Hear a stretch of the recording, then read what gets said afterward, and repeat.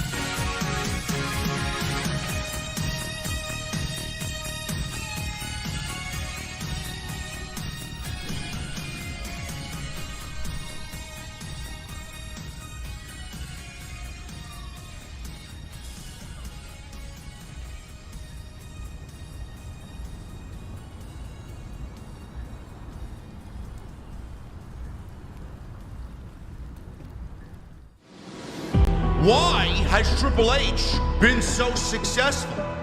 Why is Triple H running WWE better than Vince McMahon and Bruce Pritchard on Monday and Friday night? Long-term booking.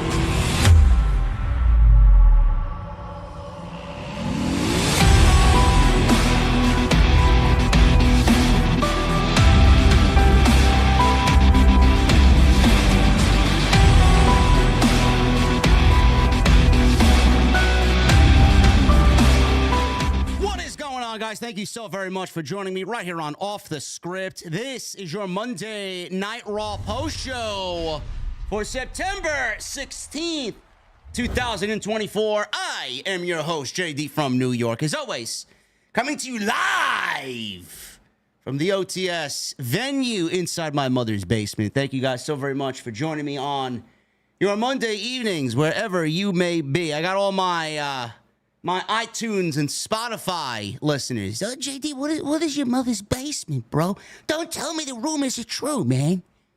You got to watch it on YouTube, man. Nobody looks like me. You'll get it right as soon as you click on the video. Monday Night Raw. Anyway, shout out to DV8, man, by the way, who does all my designs. Shout out to DV8. Wait till you guys see what they're currently working on, man. Oh, my goodness. We got 12 months of DV8 working on the shit. We got more Dark Horse integration. You guys are going to even get this, before we even hit the highway, man, you guys are going to see where the Dark Horse lives before we get to the highway, man. I can't wait. It's going to be great, man. You guys are going to be blown out of your minds when you see what they're working on, man. It's going to be awesome. Speaking of awesome, Monday Night Raw. Tonight from Portland, Oregon.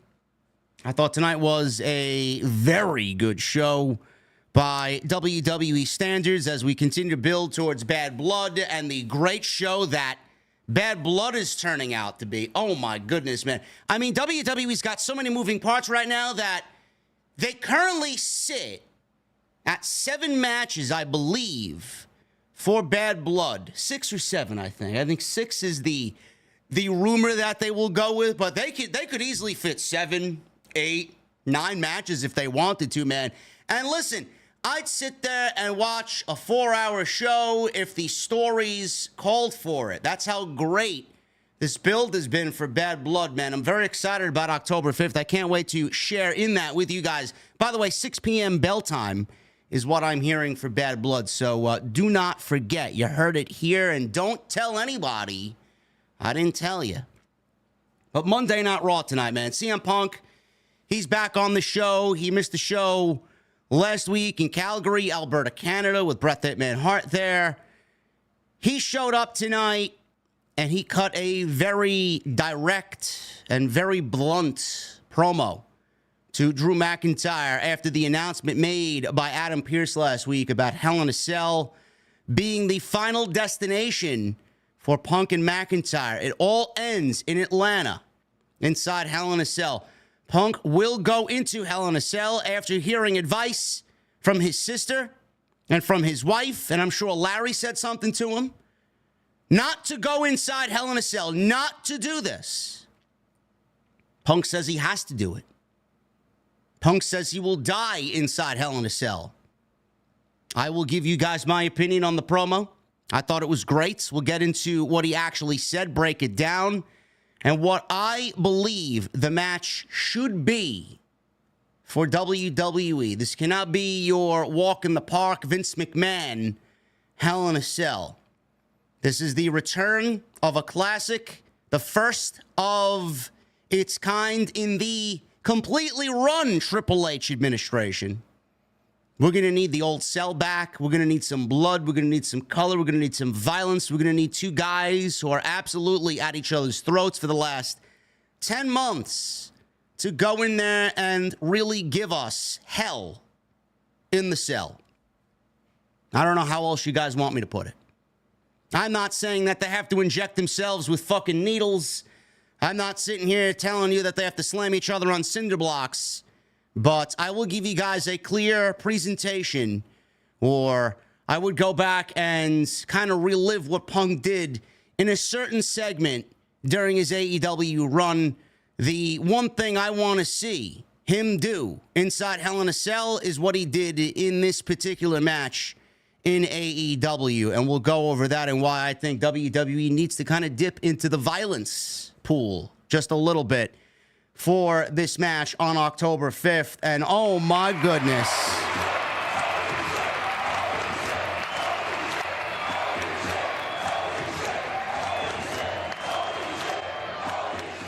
Raise them motherfucking glasses for my guy, best in the world, Matt, with a $100 super chat. Oh my goodness.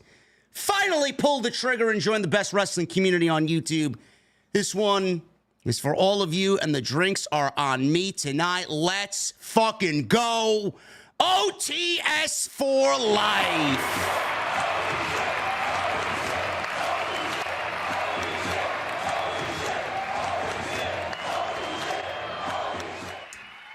Matt, happy to be in your presence, brother. Thank you so very much for being here. Thank you for joining us in the OTS venue. Enjoy a nice cold beverage at the bar, pull up a seat, and watch the best at what he does in the IWC get you guys through another banger Monday Night Raw post show. Thank you guys very much for all your support, man. Love it. Let's continue that energy tonight. Let's continue that energy through the second half of September. So, yes, Punk returned. He talked about Hell in a Cell, and we'll dive into what he actually talked about. He actually opened the show tonight, so we'll definitely talk about that. The other big thing that happened tonight was a promo back and forth between Jey Uso and Bron Breakker. Now, this match could easily take place at Bad Blood. They are not doing it at Bad Blood. They are doing it next week on Monday Night Raw. Now, I don't know what their plan is. Their plan very well could be to take the title off of Bron Breakker, put it on Jey Uso, and then run the rematch back at Bad Blood. We don't know. I would think that is counterproductive to the whole Bron Breakker build. Because clearly he's the future. Clearly Bron Breakker is ascending quicker than anybody could have ever imagined. And right now he's holding the one thing, the key, that will get him to the next level. It was Gunther before him, and now look at where Gunther is. The same thing's going to happen with Bron Breakker. That is going to be the key to where he goes in 2025. That IC title is very crucial to the building of Bron Breakker. Jey Uso won an Intercontinental Championship tournament to crown himself the number one contender. Tonight, they had a great back-and-forth promo, and it really showed you that when Jey Uso puts his oosiness away and he puts the yeet away, that when he gets down and dirty and gets serious, that Jey Uso should be taken as a credible and serious threat. And he has always been a great promo, in my honest opinion. Both Usos, actually, because when they were the Usos and they were in front of a camera with a microphone in their hand, anytime that both of them spoke, you dropped what you did and listened. That was the best Jey Uso promo that we've gotten all year. And it was definitely something that was reminiscent of what he used to do with his brother back in the glory days of the Usos as tag team champions. And Bron Breakker, got to give him some credit, man. One of my favorite things, if not my favorite thing about the entire show on Monday night, he is just incredible. And you're starting to hear more dogs barking every single week, man. And that is only going to be enhanced everywhere we go. The more he builds himself, the more that they will come out and start barking at Bron Breakker. Love it. So we'll go over that as well. Sami Zayn and Gunther had a great promo, or Kaiser, I should say. And then Sami Zayn is still looking for that match with Gunther, which is rumored to be taking place at Bad Blood for the World Heavyweight Championship. Judgment Day is continuing their feud with Damian Priest and Rhea Ripley. They were in the main event as Damian Priest was in the main event with Dominik Mysterio. Judgment Day is looking strong coming out of tonight's show. I don't know how well that's going to be for them at Bad Blood, but tonight they absolutely decimated both Rhea Ripley and Damian Priest. The New Day, they may be on the rocks. There may be a split in their future after tonight's very good tag team match that saw Xavier Woods for the first time verbally get upset with Kofi Kingston, and we may be looking at a split of one of the most fabled tag teams in WWE history. And then how could anybody forget Bianca Belair and Io Sky, man? Oh, my goodness. What a tremendous match that those two ladies had. And this is a call to action, man, for Triple H. Chief, we need more women's matches like that on Monday Night Raw. Not the other shit you've been giving us. That. I want to see more of that. Whatever that was. I want to see more of it on Monday Night Raw. We're going to get into this post-show, guys. Thank you very much for joining me here on your Monday evenings, wherever you may be. Follow me on social media, at JD from NY206, Twitter, Instagram, TikTok, and Cameo. Hit that subscribe button down below. Turn on the bell for notifications. Make sure you go check out all the other content on the channel. We got a brand new week of content. I may actually be filming an extra for you guys tonight after this show is over for upload tomorrow. There's been this story going around about Mercedes Moné and Britt Baker and the fact that the locker room resents Mercedes and that nobody likes her and that Thunder Rosa and Mercedes have heat. I may throw my 2 cents into the fucking jar on this. Even though I don't fully believe it, there are some aspects of that I do believe. So we may discuss that as well. So look out for that. Tomorrow night, Jason and I, Solomonster and I will be live with Tuesday Night Titans. As always, make sure you guys go and check that out tomorrow night, 8:30. We got you all covered on all of the latest and greatest in the IWC. All your news and rumors wrapped up in one super show every Tuesday, 8:30 right here on the channel. Hit that subscribe button down below. Turn on the bell for notifications. Hit that thumbs up. We got 1,700 people in here, man. I should see no less than 750 likes tonight on the post show. Super chats are open. As always, man, the bar is always open. So get those super chats in. Any questions, comments, concerns? We will sit down with our cold beverages at the end of the show. If you guys want to simply support what I do here, it's a great way to do that. Memberships are open. We got 2 new members tonight. Thank you guys very much. Love seeing new members find their way into the venue. And tonight we're sponsored by DraftKings. We will get into DraftKings a little bit later on in the show, but they once again this Monday night are sponsoring the show, man. Football season's underway. Not really a big football guy. I'm struggling to get through the fucking MLB season, which at this point I wish the Braves would not advance to the fucking wild card because they're playing like fucking dog shit. But I will say this, man. If the Mets get into the wild card, I only got one request. Please beat the Phillies. That's all I care about. Fuck the Phillies. Which at this point, the Braves aren't going to make anything. So, I don't even want... to see them limp into the playoffs, man, would just end it. You got half of the fucking team on the injured reserve, man. Get out of here. Go away. Seriously. Just beat the fucking Phillies for me, will you? Tonight we're sponsored by DraftKings. You guys can download the DraftKings Sportsbook app. Use that promo code JD from NY, man. I know you guys love your football. Bet $5 on any wager and get $250 in bonus bets, courtesy of the podcast, man. We'll talk about DraftKings a little bit later on in the show, right here, sponsored by DraftKings on Off the Script. I don't know, man. I know when to admit defeat, bro. Too many injuries. The injuries have finally overcome us. Even though they got a damn good pitching staff. Not tonight they didn't, but it is what it is. What am I going to do? Complain?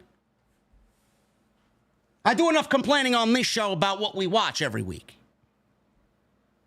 There's not really a lot to complain about tonight, man. Monday Night Raw was a very good show. We'll start off with CM Punk.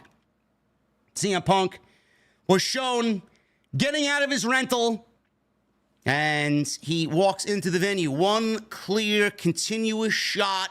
You know how WWE does all of the performers walking into the venue before the show starts, and it's earlier in the day, and they really hype you up who's going to be there. This real sports presentation that they have done and given you over the last several months. CM Punk was the last to be showcased tonight. He gets out of his rental in one continuous shot.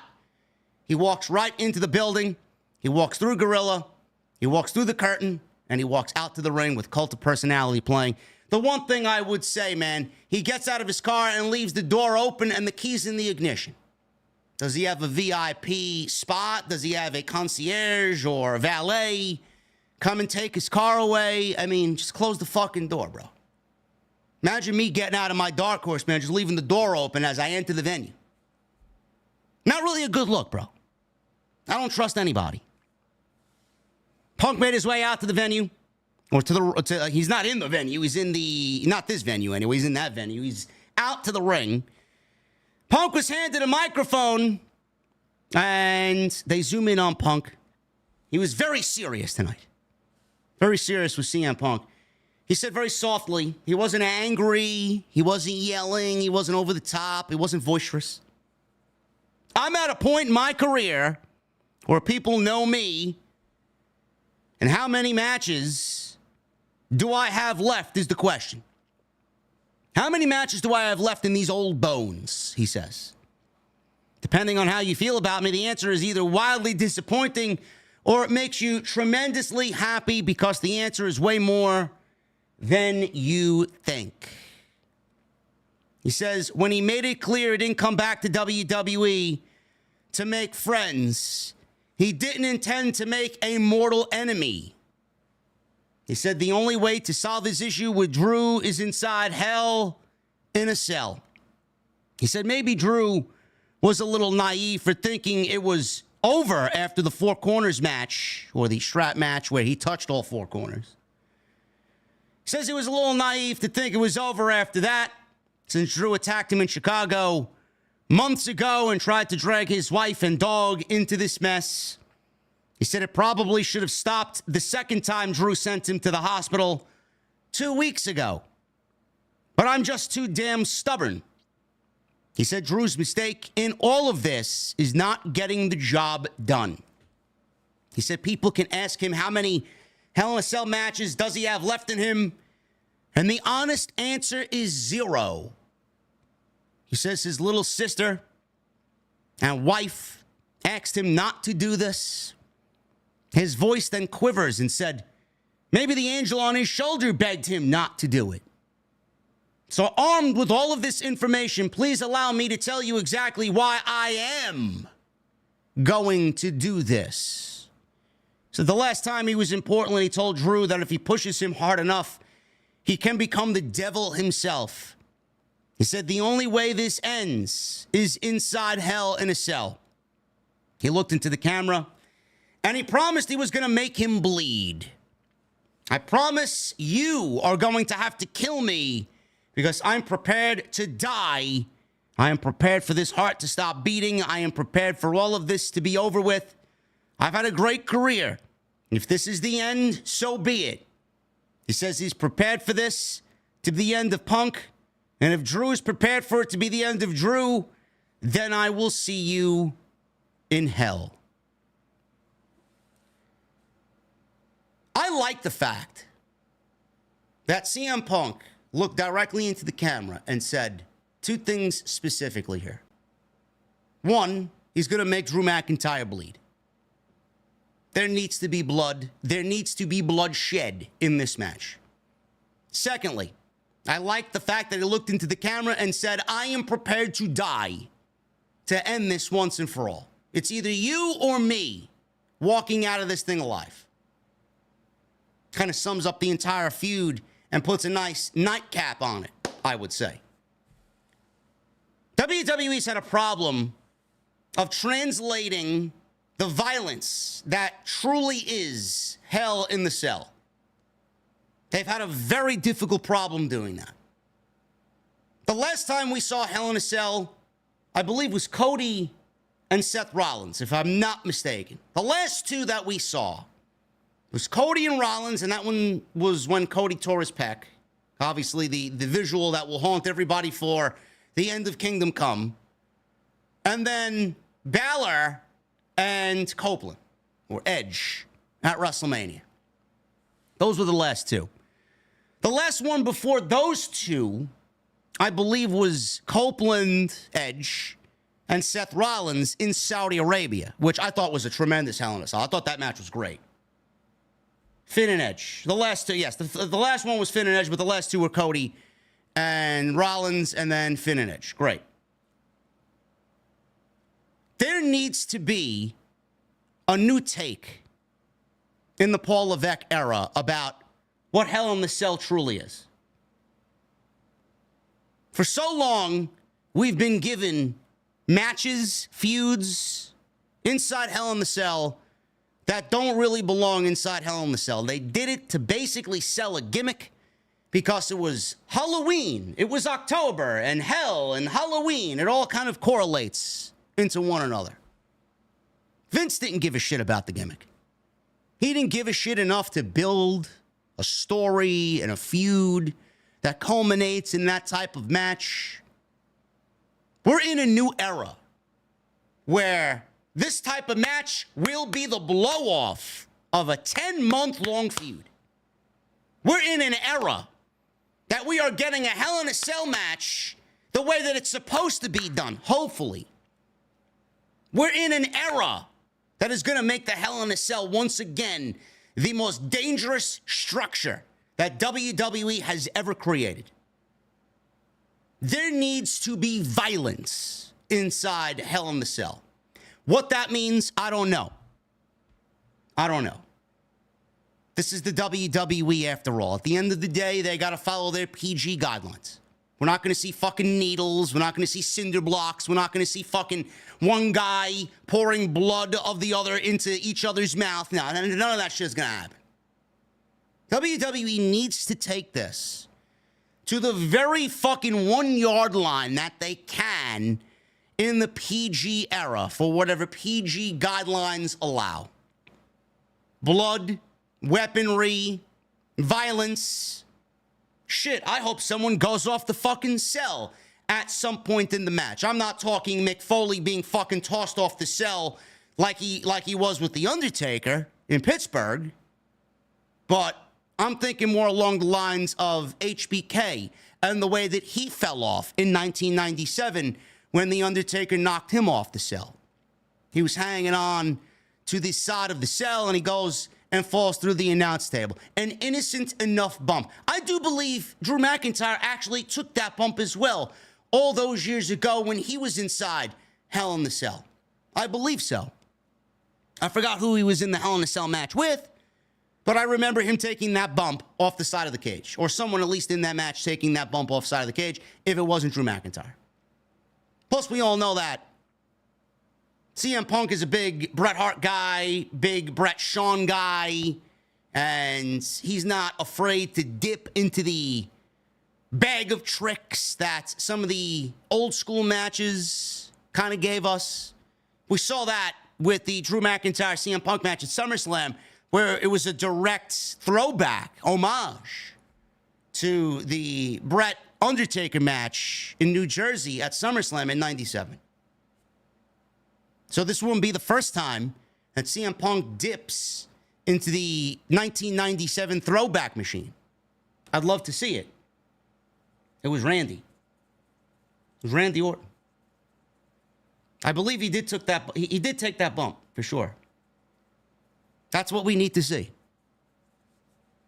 I'm not saying let's fucking do AEW type ECW violence. I'm saying let's do. Punk is not afraid to get violent. Punk is not afraid to get bloody. If it tells a great story and lives in the memories of everybody for years and years and years to come, Punk is not afraid to do it. I mentioned on Twitter that this match needs to be the level of violence that was CM Punk and MJF. Dog collar match. That's what it needs to be. It needs to be that violent. It needs to be that bloody. It needs to be that physical. I don't want to see them hold anything back. This is the last chapter. This is the last time that these two will be in the ring together in this type of way. It needs to mean something. I thought this was a great CM Punk promo. I thought he had all the notes that he needed to. The vibe was right. The way he came off was correct. He wasn't yelling. He wasn't angry. He was just like, you know what? I've reached a limit. I've reached that devil limit, and I'm going to do whatever I have to do to make sure that I am the one that comes out of this match alive. He's promised to make him bleed. He's promised that he will walk out, and he's not afraid to die at the end of this thing. Love it. Absolutely love it. So we'll see what happens in just a few weeks. Hell in a Cell, Punk, McIntyre, should main event, Bad Blood. And I can't wait to see what they do, man. Last time ever, it ends on October 5th. And that's it. So go all out and give us a fucking memorable match that people will be talking about for years and years and years to come. This is the first time that Triple H is doing this in the manner that it should be done. So it should be special. Kathy Kelly. She interviewed Sheamus backstage. He was getting ready to go one-on-one with Pete Dunn.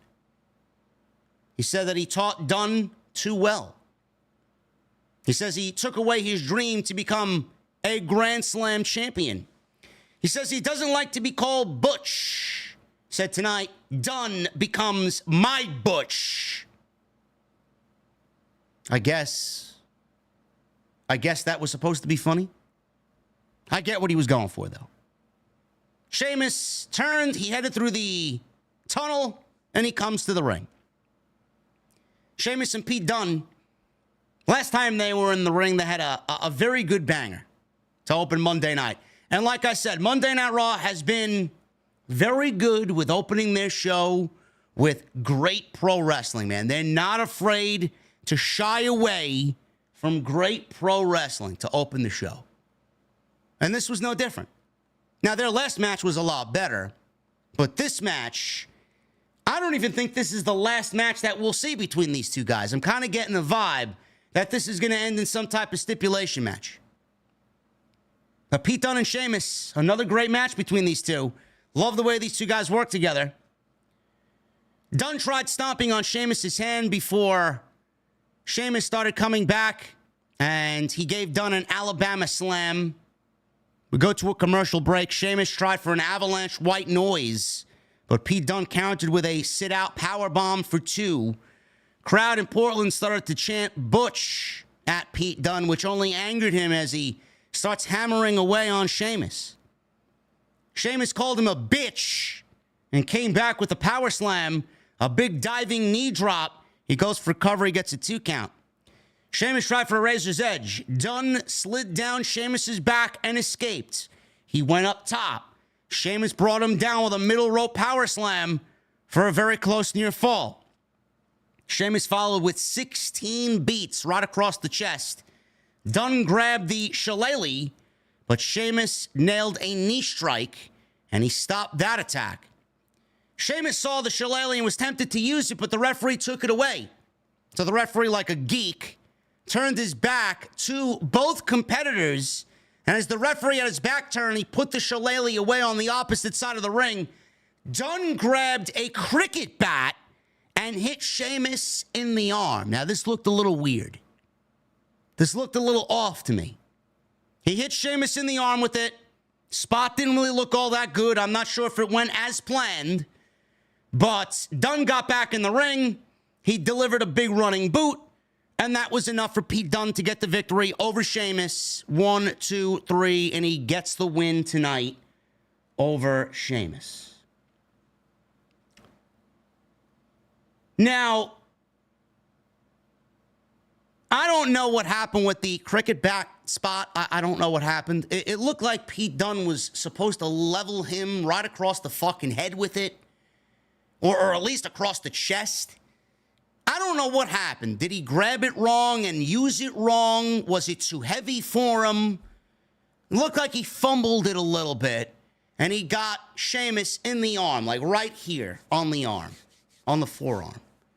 Sheamus goes down. Pete Dunne gets back in the ring. He delivers a big running boot. Sheamus goes down again, and that's it.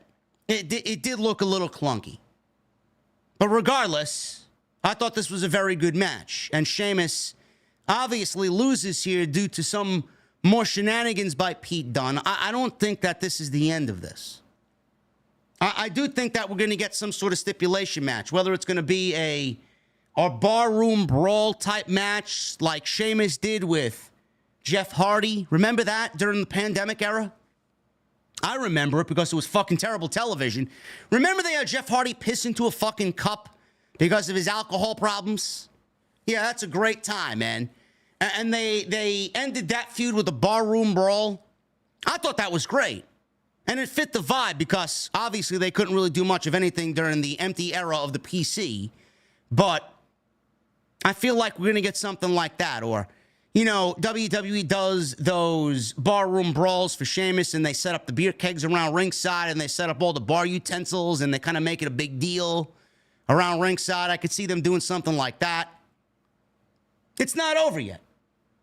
It's not over yet. And these two work very well together. Sheamus is going to have to put this guy away before he even makes any type of aspirations towards the Intercontinental title, which I still hope is the case going into WrestleMania. I do think that Sheamus and Bron Breakker should be the direction going into WrestleMania. It's not too early to start thinking about that Because Triple H, I'm sure, as soon as Survivor Series is over, has already formulated most of what he wants to happen at WrestleMania. So me mentioning it now, as we are 2 weeks away from October, it's not that far-fetched to start thinking about where we should start putting the pieces together for WrestleMania 41. I thought this was good. And Sheamus, no matter what he does, always delivers every single thing that he does. Always. Excellent. Jey Uso. He approached Rhea Ripley and Damian Priest in the back. Jey knew Priest wouldn't want him out there to help him against Dominik Mysterio in the main event. But he said he'll keep his eyes on the match later, and if you need me, just make the call. Xavier Woods walked in and said he and Kofi Kingston have a chance to win the tag team titles tonight against the Judgment Day. He says they want it to go the way that they want it to go, and they want it to happen just by itself. No help. They want to do it alone. So we told everybody here, Priest, Ripley, Uso, stay in the back. We got this one. Priest says he respects that, and he told them, please do me a favor, just beat their asses and take their titles. Jey walked off. Rhea smiled at him. I don't know, man. Rhea is looking a little smitten with Uso over here. I don't know what's going on there, man, but they may be having an on-screen thing here between Jey and Rhea Ripley. Miz. He was on the show tonight, unfortunately. He wished Braun Strowman luck. Braun Strowman had a one-on-one match with Bronson Reed later. Braun showed off his bruised bicep. Miz asked what he meant when he said he was no match for Bronson Reed. Strowman told him not to take any of that out of context and didn't mean any disrespect. Miz began listing his accomplishments. Braun said sometimes it takes a monster to beat a monster.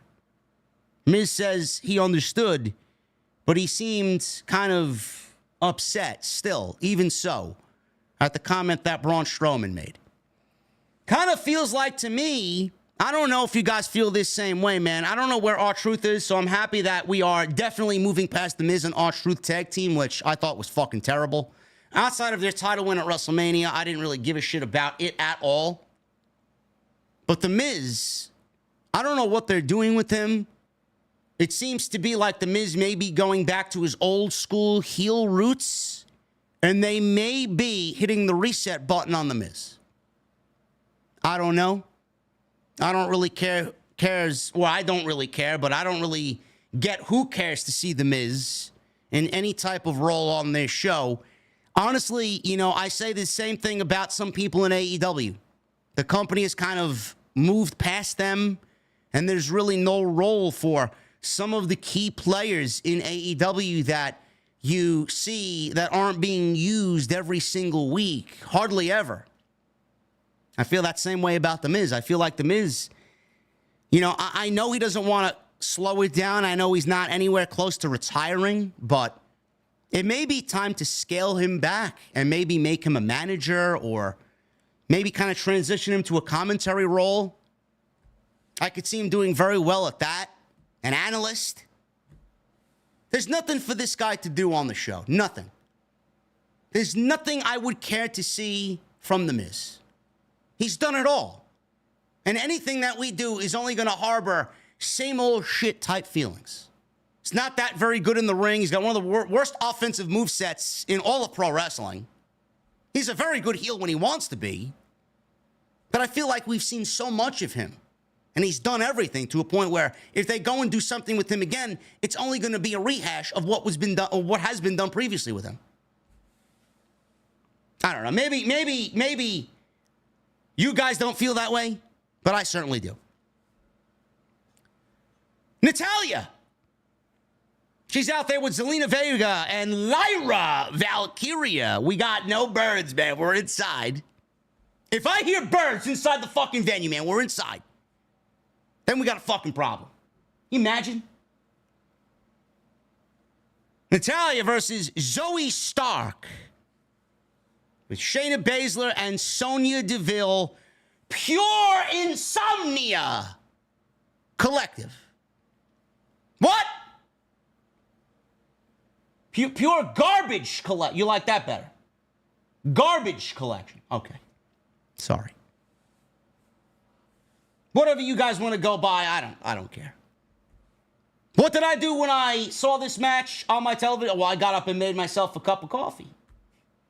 Unfortunately, when I finished making my cup of coffee and I resumed my sitting position on the couch in the living room, unfortunately, this match was still in progress. This match, unfortunately, went 7 minutes. How do I say I don't care in pure garbage collective language? What else could I say? I don't know. Natalya is boredom personified, and these three, I mean, I don't know, man. I don't know. We continue to push them, though. Apparently, they want to push these ladies. It's not going anywhere. We pick it up after a commercial break.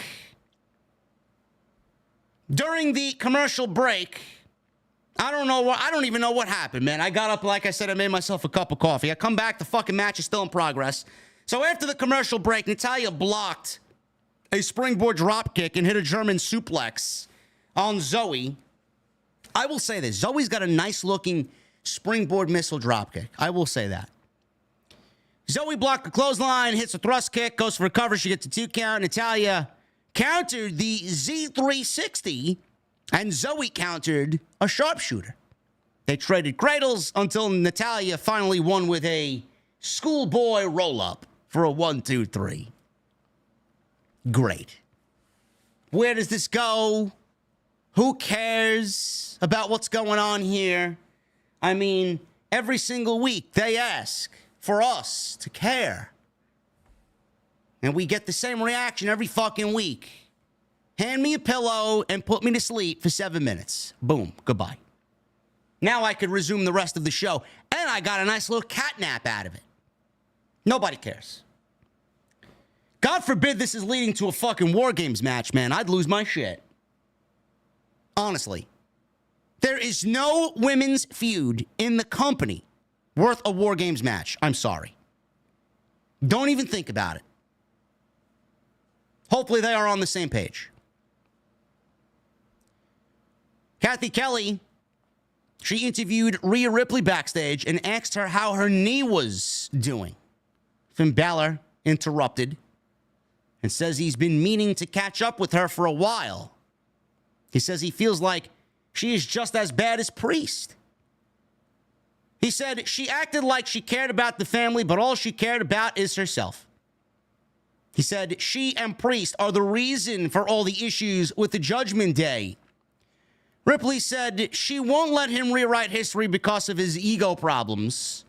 She emphatically said she loved her family and tried to create opportunities for everyone every single week. She said he and his cohorts will find out how bad they can truly be. Balor said, okay, there is one other thing I was going to tell you. Balor said he was the devil on Dom's shoulder and advised him to go with Liv Morgan and forget about Rhea. It was me, he said. Jey Uso walked in as Rhea stared him down. Do we have a problem here, Us? Balor says it's just two friends catching up. He says he should focus on the IC title because Rhea is out of his league. Balor walked away. Rhea thanked Jey and said Balor is right, that he should be focused on Bron Breakker. So we got a nice little revelation there. Finn Balor admitted that he was the devil on Dominik's shoulder who told Dominik to go with Liv over Rhea. So Dominik was persuaded by Balor to break Rhea Ripley's heart. There you go. We got even more layers to the story of the Judgment Day, man. Here we all thought it was Dominik who made the decision for choosing Liv over Rhea, and here we have Balor admitting, well, I was the devil on his shoulder when he couldn't really make a decision, and I told him Liv was the better choice. There you go. Balor's a prick. I love this new Balor.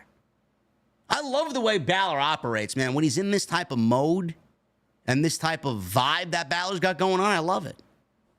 He was a great heel in NXT. Great. And I'm finally glad that, you know, after all that time, I felt like his time in the Vince era was so wasted because they didn't know what to do with him. Like Triple H knew what to do with him. And then he went to the main roster. They sent him back down. He got more of an edge.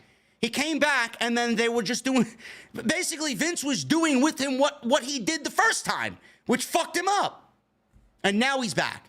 This is Balor at 100%. Great stuff. They showed sky drone shots of Portland. Tessitore noted that Portlanders like to say, keep Portland weird. Is that true, Hologram? What is that about? Keep Portland weird. I can imagine Portland being very weird. You wouldn't catch me dead in Portland, but keep Portland weird. Barra reacted and said he'd never heard that. Tessitore held up a sign that said, keep Portland yeet, because Jey Uso was out there. Jey Uso was out. Yeah, I guess so. I guess that's a thing. I don't know. What's so weird about Portland, bro? Somebody fill me in. I need to know. I need to know the backstory behind keep Portland weird. Jey Uso's out there. This is the start of hour 2. Keep Portland yeets, says Joe Tess, who was great tonight, by the way. Joe Tess, this is his 3rd week, man. You're starting to see Joe Tess kind of mold himself into the voice of Monday Night Raw, man. Jey Uso is in the ring. Main event Jey Uso is now in your city, says Jey Uso. All of a sudden, Bron Breakker immediately interrupted Jey and marched to the ring. He was wearing a Rick Steiner-like jacket. Barrett said he's the future of the industry. Braun is in the ring. He's got a microphone. Braun asked if there's any dogs barking in Portland tonight. Oh, yeah. Everybody's barking for Bron Breakker, man. He told Jey that he told him to stay away. Yet there he is with this relentless pursuit for the Intercontinental title. He says he's trying to prove he can be a single star all by himself. He says he's been around 14 years, and there's no doubt Jey Uso's a big star. Fans like him. He says he's managed to do more singles or more as a singles wrestler in 6 months than he's done in 14 years, says Bron Breakker to Jey Uso. He says he did it without his father and his uncle. I didn't need the name. I did it all myself. He says the title is what he fights for, and it fights for him. I'm a dog. That's what I do. And then I'll expose you because you're nothing without your family. Bron Breakker, man. Cutting Jey Uso down to size here. Love it. Jey took off his yeet glasses and said he sees that dog in Bron Breakker. He promised Braun that he won't take him lightly. Jey says he's been on the roster for 14 years, winning championships, Oos, while you were still in diapers. He says he's going to dog walk Bron Breakker. I'm going to dog walk your ass. We'll see what you're made of, and we'll see how long this lasts. It could end up short and sweet, just like your NFL career. Fans oohed and awed. I LOL'd. I thought that was great. Braun's eyes were popping out of his head. He was fucking angry at that last line. Tessitore said Bron Breakker tried out for the Baltimore Ravens and didn't make the team, but added that he was a great football player. If you guys didn't know, shout out to Joe Tess. Braun punched Jey, went for a spear. Jey surprised Braun with a spear of his own. And this is the first time, said Tessitore, that Bron Breakker has taken a spear. So that is it. Breakker retreated, and Jey Uso got the best of the exchange here in this promo back and forth. This was a great segment. Love seeing Jey Uso. I know a lot of people are probably kind of over the whole Jey Uso and WWE shoving the whole yeet thing down our throats. I get it. WWE, they saw an opportunity to make it really pop here in the United States with the flashlights and the fucking yeet and the hands and the fucking merchandise. I get it. Now they got the commentary team kind of adding to it. I get it. Less is more, quality over quantity. I understand it completely. You can't take away the star power of Jey Uso.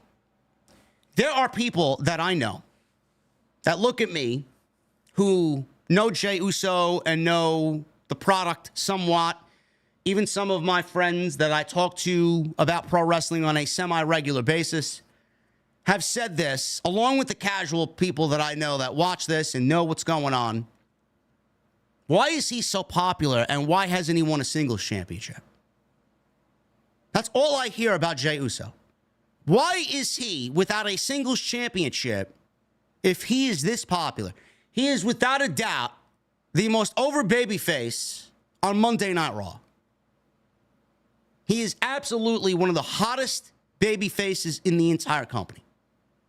Cody Rhodes, LA Knight, Roman Reigns, Jey Uso. Jey Uso's in the top 5. Easy. It's a valid question. But do championships mean success if you're Jey Uso? Depends on how you look at it. We've all been on this thing. Well, Jey Uso, he's not going to win a singles championship. He didn't win the world championship. He didn't win the tag team championships, minus the Cody Rhodes tag team title reign, which only kind of fed into that story back when that was going on. He is not going to win the Intercontinental Championship because he's got family waiting for him on SmackDown, where we're probably going to get war games between Bloodline and Bloodline. And Roman's going to align himself with family, you would assume. But is that going to happen? We don't really know. We don't know realistically if that's the direction that WWE is going. Because you would think that they might have already planted seeds for that to be the case. We haven't gotten any seeds planted in regards to that. Now, granted, again, it's still early. It's September 17th. Survivor Series is until the end of November. It's November 30th. They could absolutely do Jey Uso, Jimmy Uso, Sami Zayn if they wanted to. All back together with the OG bloodline against the new bloodline. So a lot of people are like, well, he's not going to win singles gold because he's got that waiting for him on the other end. How do we get there? We've not got any seeds planted for that. They haven't even made any move. No teases at all about Jey going over to SmackDown, how we would get Jey over to SmackDown. We haven't seen Roman on Raw trying to enlist his cousin. Nothing. So I beg the question. Does WWE pull the trigger on Jey Uso to win the Intercontinental Championship next week from Bron Breakker? Just so that he could say, I did it. I won singles gold on my own without my family. It's a very valid question. I don't think they do it. I don't think it is the right time. I think putting the title on Bron Breakker at SummerSlam only for him to eventually drop it to Jey doesn't make any sense whatsoever. Why would we do that? He's had the title for a month and a few weeks now. He hasn't really done much with the Intercontinental Championship at all. He's beaten Sami Zayn. That was it. He's got one title defense under his belt. Yet you want to take the title off him to put it on Jey Uso to do what? Bron Breakker is not supposed to lose this early in his career. He's already suffered a loss. Sami beat him, and people flipped out about that. Now you want to beat him again for a second time? You want to count the 2 out of 3 falls match? He's taking a pinfall loss in that match, so that constitutes his 2 losses. 1 unofficially. But I don't know if that's the right move, to put the title on him, to put it on Jey, only put it back on Bron Breakker. I guess if you want to get this match at the pay-per-view, maybe they do that and maybe they go down that road. But what good would it do if Jey is the Intercontinental Champion for 2 weeks, only to put it back on him? Maybe it doesn't happen at Bad Blood. Maybe they save it for Saudi. Take it off Braun, put it on Jey. Jey holds the title for a month, and they give him his moment. And then they make the match again official for Saudi, and Bron Breakker takes it back there. Again, that defeats the fucking purpose. You built him up to this point. You put the Intercontinental Championship on him. Why would you take it off of him? I genuinely believe Jey Uso has bigger things in store for him. And he doesn't need an Intercontinental Championship. I'm going to go with what I stated a few weeks ago. I think Sami loses to Gunther. I think Bron Breakker destroys Jey Uso's dreams of becoming a singles champion. They both lose their singles opportunities, only to come back together and win the tag team titles. At that point, they are the tag team champions. The Tongans are the tag team champions on SmackDown. Sami and Jey will be the tag team champions on Raw. We get them back into the Bloodline fold. Maybe that's where we get some sort of unification between Jey, Sami, and the Tongans. One could dream. I know I'm probably fucking pulling at the shortest straw on this one, but something's got to be done with the division. And something's got to be done as far as everybody claiming that Jey Uso needs WWE championships around his waist. The IC title is taken for. It is out of commission or accounted for. So is the world title. WWE put these champions in place because they're not going anywhere anytime soon. Same thing with Cody. So Jey Uso and Sami Zayn winning the tag team championships, I think that would be great because everybody loves Sami, everybody loves Jey. Imagine them coming together and going after the Judgment Day. Jey is really focused on the Judgment Day. That would be the most natural thing for him. To help both Damian and Rhea take out the Judgment Day. And what better way to do that than win the tag team titles? I think we'll get a great match, but there's absolutely no reason why you stifle Bron Breakker's momentum. Zero. That would just be bad creative. There is absolutely nobody who's watching this show with the right pair of eyes and a straight head that's saying, oh yeah, let's take the title off Bron Breakker. No. Now that's just, I'm glad you don't write for the fucking show. I'm glad you don't work for WWE. I get that you want Jey to be a champion. There are other ways.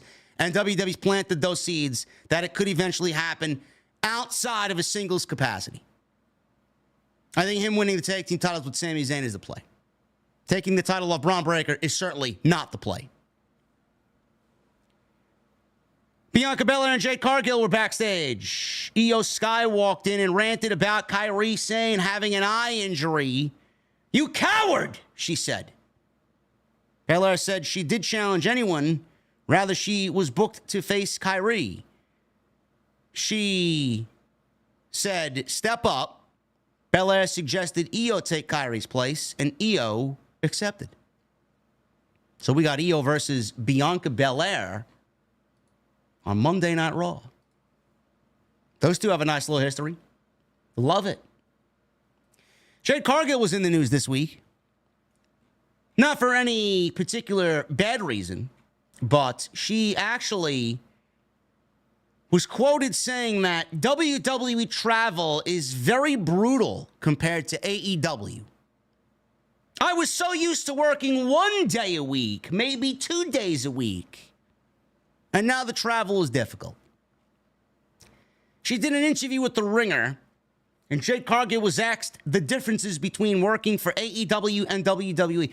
You know, the funny thing is she was at the Bash in Berlin post-show media scrum when someone asked her this same question, and she buried the fucking Mark journalist who asked this question. She said, I'm so sick and tired of answering questions about AEW. How about we focus on what I'm doing now in WWE? But the ringer asks this question, and then she answers it and gives a well-thought-out answer. It's kind of bizarre. She says, I came out at the Royal Rumble, but I have consistently been working since WrestleMania. The travel is brutal. It's very, very brutal. And the crazy thing about it is, I know B, she calls Bianca Belair B, talks about this all the time. This isn't even half of what they used to do for travel. Gee, good thing that Jade wasn't in WWE when Vince was running the show, man. He'd run fucking 3 separate house shows on the same fucking day. Back in the 80s, early 90s. 3 different crews. Only to turn around and do it the same fucking night. All over again, the next night. The fact that we travel internationally, and then we have to turn around and people have to go to Raw and get their clocks, have to be on point whenever time change happens, I think that's crazy. You have to go out there. You have to perform. You have to be 100% in front of all these people, regardless if you're jet lagged, if you're beat up from a week tour, like just what we did in Germany, and then had to go off and have a PLE that Saturday. That is very much different for me because I'm so used to working 1 day a week, maybe 2 days a week, traveling on the same day and leaving the next morning as early as I can. One thing for sure, and again, B can attest to this, is you literally share your life with the WWE Universe. And I'm not used to that. I would say that the biggest challenge to this all is the travel. Yes, you can take all the bumps. Yes, you go in the ring. Yes, all this stuff. But the travel is the biggest part of it all. Gee, it sounds like Bianca Belair doesn't want to be a part of that grind, man. Remember Triple H saying that Will Ospreay indirectly didn't want the grind? Meanwhile, we got Jade Cargill over here complaining about the fucking travel. Gee, man. Berlin, France, Scotland.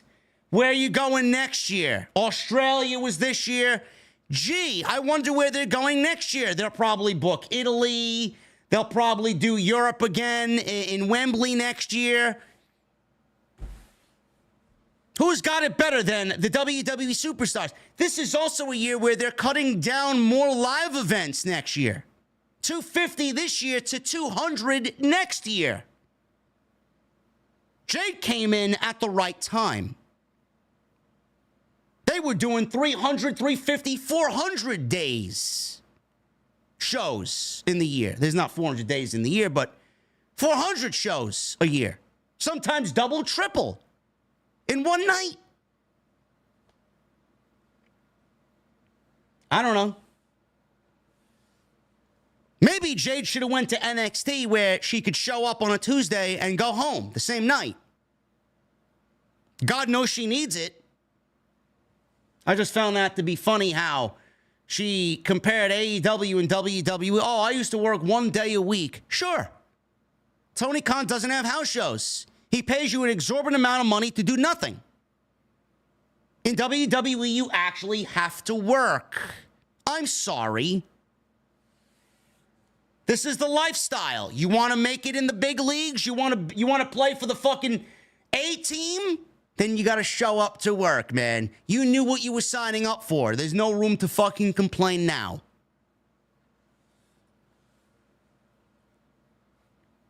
Finn Balor and J.D. McDonough against the New Day. Xavier Woods and Kofi Kingston. This was, in fact, a WWE Tag Team title match.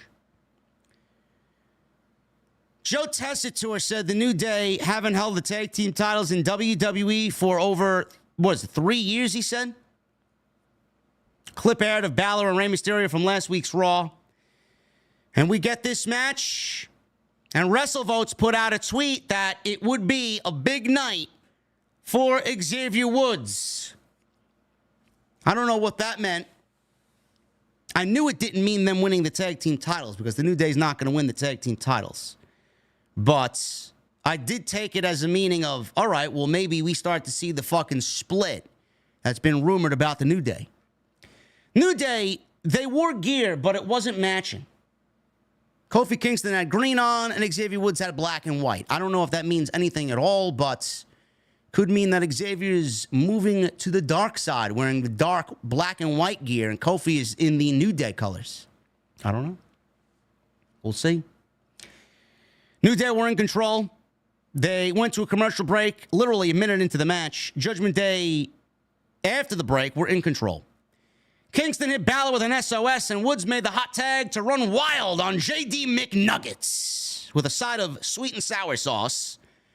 Kofi Kingston and Xavier Woods knocked Balor out of the ring, and Kingston dropped him with a flip dive. Xavier Woods gave JD McFlurry a sit-out powerbomb for a near fall. All of a sudden, Liv Morgan, Dominik Mysterio, and Carlito all ran out. Woods was just very confused because he saw the Judgment Day out there, and they were flanked by the LWO. So we got the Judgment Day and the LWO brawling to even the odds here, to help the New Day out, take the Judgment Day out, and they were all brawling in the aisleway.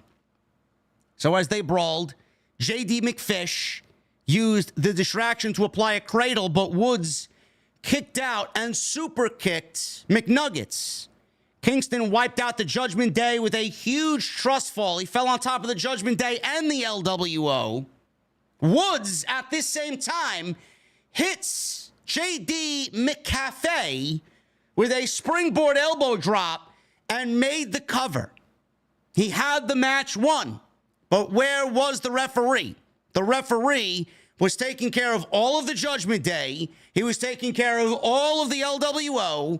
He was yelling at them to get the hell out of here, trying to send them to the back. He was trying to get Kofi Kingston back into the match. He had his back turned while all of this was going on. The crowd in Portland was verbally counting along. 1, 2, 3. Xavier Woods had this match won, but he didn't, because the referee had his back turned because he was dealing with everybody else on the outside. Referee finally got Kofi Kingston back into the ring, and the crowd is chanting, "Ref, you suck. Ref, you suck." Woods tried to roll up McRib, but Balor tagged himself in, blind tag. McDonough grabbed Woods. Balor hit him with a coup de grace. 1, 2, 3, and the Judgment Day retain the tag team championships. Kofi Kingston tried to help Woods up. He tried to console Xavier Woods. Woods started yelling at him, pushing him aside in frustration. He was tired. He says, "I'm tired, Kofi. I'm tired. Things have to change." And he left Kofi and walked away from Kofi and left Kofi on the apron as he walked up the aisleway. Now, we've been hearing rumors of a New Day split. We didn't know when it was going to come. The whole Odyssey Jones thing kind of brought this on, and now Odyssey is fired, and he's no longer part of the creative picture here for the New Day, so it's just Kofi and Xavier. They obviously had to go back and kind of rewrite the story due to the Odyssey Jones incident. I'm assuming with Odyssey in the picture, it would have resulted in Kofi and Xavier splitting and Xavier going heel. That was the rumor. Now it looks like they're doing that minus Odyssey Jones. And Xavier is going heel and Kofi is going to go on his own as babyface. I thought what they did. Normally, referees look like blithering idiots. Normally. But I'm genuinely curious to see how you guys felt about this. I'm watching this all unfold, and I see the Judgment Day out there, and I see LWO out there, and the referee's out there trying to get order here, and he just leaves the ring with both Xavier and McDonough, both illegal guys. Like, I get it. Let them fight. You got a match to take care of. I get it. You want everybody out of here so the match can go on as scheduled with no interference. But the match was in progress. Both guys in the ring were legal, and the referee honestly left the fucking two guys in the ring to go take care of something else. Meanwhile, Xavier had the match won. Not only did he have the match won, he had the titles won for both he and Kofi. I genuinely felt pissed.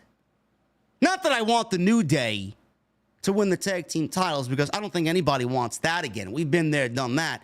But I genuinely felt pissed because the referee was out there taking care of this situation. Meanwhile, Xavier was in the ring with a visual pinfall and nobody gave a shit about it. I felt sorry for Xavier Woods. I did. So they got me. And if I felt sorry, then we all kind of know the storyline is working here. So obviously that led to the finish. Coup de grace by Finn Balor. 1, 2, 3. Xavier Woods loses, and the New Day don't capture the tag team titles. Do the New Day need to split? I mean, I don't know what the WWE is doing with the tag team division. I really don't. This is why I continuously pitch merging the tag team titles into one title and having them float between both Raw and SmackDown. That would be best for business. I'm not the only one that says that. I've been saying it since 2016. I mean, I've been the first person to constantly push this for the last 8 years. You see others talk about it, but I've been mentioning it very, very forcefully every single year. It's a topic of discussion on this channel every single year.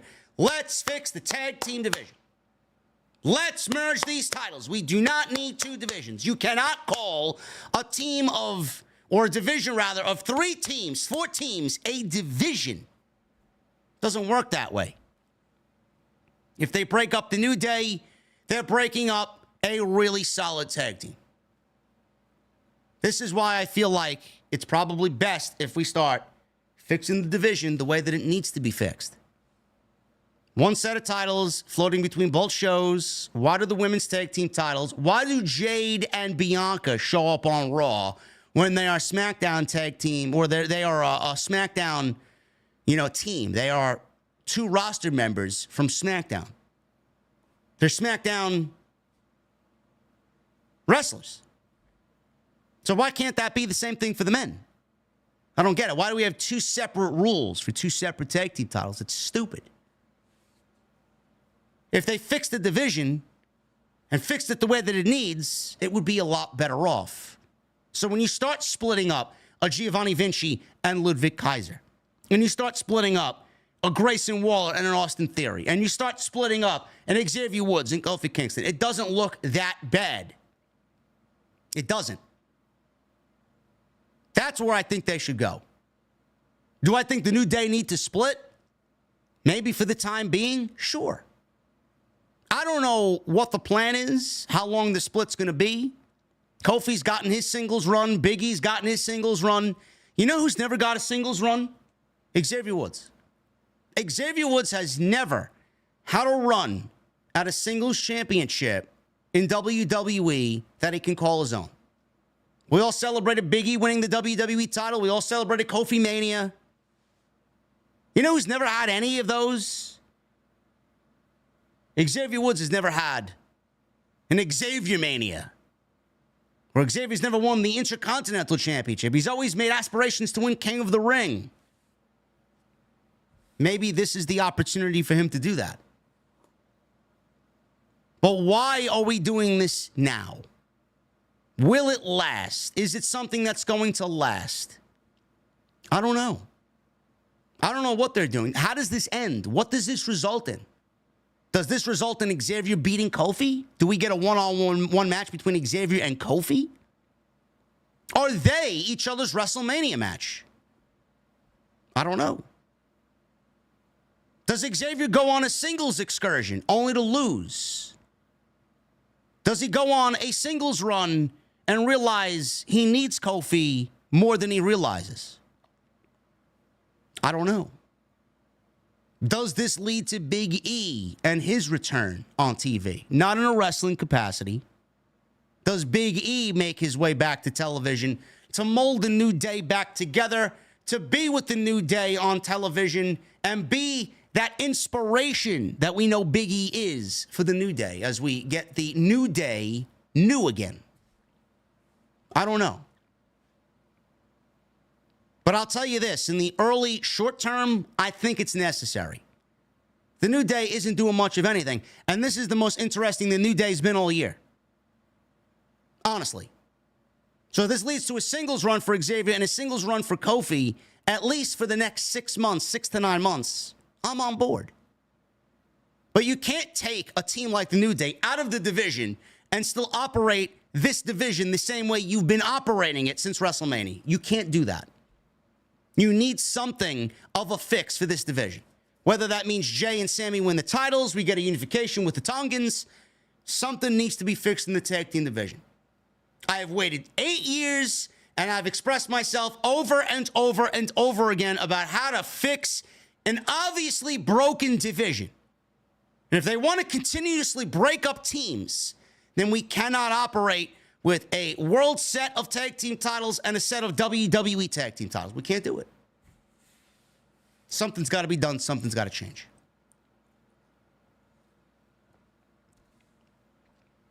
Kathy Kelly tried interviewing Kofi Kingston. As he went backstage, he didn't want to talk to her. He went to go find Xavier Woods. Woods was down the hallway screaming at the LWO for getting involved, blaming the LWO for ruining them and the chances of them winning the tag team titles. Kingston says, listen, I asked for them to be out there. I asked for the LWO help. Woods argued with Kofi and wondered why they suddenly needed help when they didn't need help all these years. Kingston says they never needed help because they had Big E. Now it's just them. Maybe Big E is the answer. Woods took this offensively. And he says, oh, so you don't trust me? We need Big E. Big E was everything that the New Day needed. You don't trust me? They're not good enough with just us? Kingston says that's not what he meant. Woods then wondered why Kofi, his tag team partner, called the LWO to help and said to Kofi, you asked the LWO for help. How come they knew what the plan was and your own tag team partner didn't have a single fucking clue as to what the plan was with the LWO? They knew what the plan was, but I didn't. And he walked away. Never seen Woods that angry. But I thought this was a very nice way to create big tension between both Xavier and Kofi Kingston.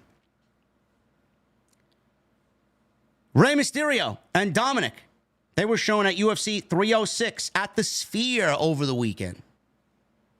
The ticket prices for that show were in the vicinity, I believe, I read $10,000 to $18,000. That is ridiculous. I don't know how much it cost UFC to run the show that they did this weekend at the Sphere, but I don't think we're going to see a wrestling show there anytime soon with the amount of prices that they're charging. No, in WWE, they'll do it next year, and they'll charge $2,000 a seat. I don't think we're going to see that anytime soon, man. Rey gave Dana White his mask. Joe Tessitore noted that Rey and Dom basically kept kayfabe alive, and they sat separately. They didn't even sit next to each other. Love it. Love seeing that what we get on TV translates to something like that, man. They're not sitting next to each other because they don't like each other. Keeping kayfabe alive. $20 million? It's $20 million to run a show there, huh? Yeah, good luck with that. That ain't happening anytime soon. Bronson Reed. He went one-on-one with Braun Strowman. This was fucking great. I don't know what you guys thought of this. This wasn't even a match, but this was fucking awesome. I loved everything about this, man. I would be in the camp.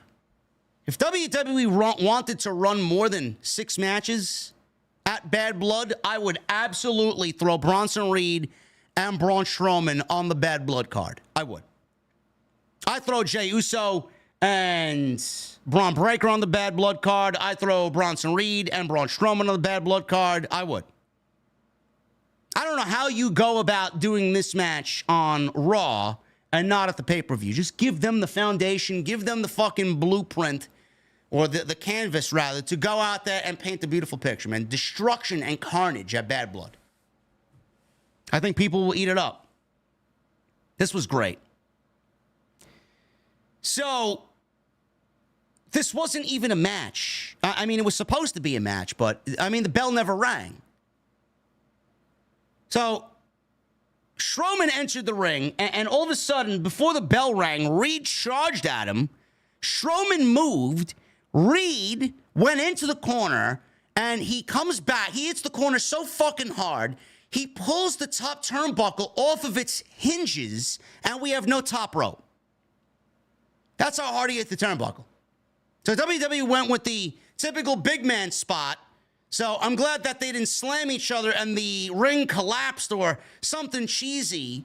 But they pulled the top rope off of its hinges, or Bronson Reed did anyway, after hitting the turnbuckle so hard, because he wanted to attack Braun Strowman before the bell started, the match, and he hits the corner. Tessitore is screaming, "We don't have a top rope, we don't have a top rope. We can't have a match." Oh, yeah? Watch me. Strowman went on the attack, kicked Reed to the floor. Strowman signaled for the Strowman Express. I'm not going to do it tonight. Someone all of a sudden, I don't know where the fuck this person came from. He was wearing a blue shirt. He was clearly a planted fan. Soon as Braun Strowman rounded the ring with the Strowman Express, Bronson Reed takes this guy from his fucking seat and launches a human missile, a fan as a human missile, at Braun Strowman and derails the Strowman Express. Again, I don't know who this guy was. I don't know where he came from. We didn't see a shot of how this happened. All you saw was a human fucking body flying through air, and he knocked Strowman off of his feet. Whatever it is. So, we got a holy shit chant that was bleeped out by the USA Network. Of course it was. Bronson Reed celebrated. Strowman got up and ran around and continued the Strowman Express and tackled Bronson Reed through the timekeeper's area, breaking the barricade in front of Samantha Irvin. So the referee called for help. Strowman re-entered the ring. Reed walked to the back. Barrett says this is the greatest 60 minutes in the history of their industry. Sure. So they get Bronson Reed out of the area. They start ushering him into the crowd and through the backstage area. He's standing in the crowd outside, like off to the side of the stage. Strowman sees this and he says, "No, bitch, you ain't getting away from me." He runs up the aisleway and into the crowd, and he tackles Bronson Reed over production crates and knocks this guy into whatever production area was off to the side of the stage. So, officials then pull Strowman away. Bronson Reed, he gets up. He follows Braun Strowman into the back. They brawl into the hallway that is off to the side of the stage in the back. Strowman tossed security away very violently. He then tips over a golf cart, and the live feed temporarily goes away for about 3 seconds.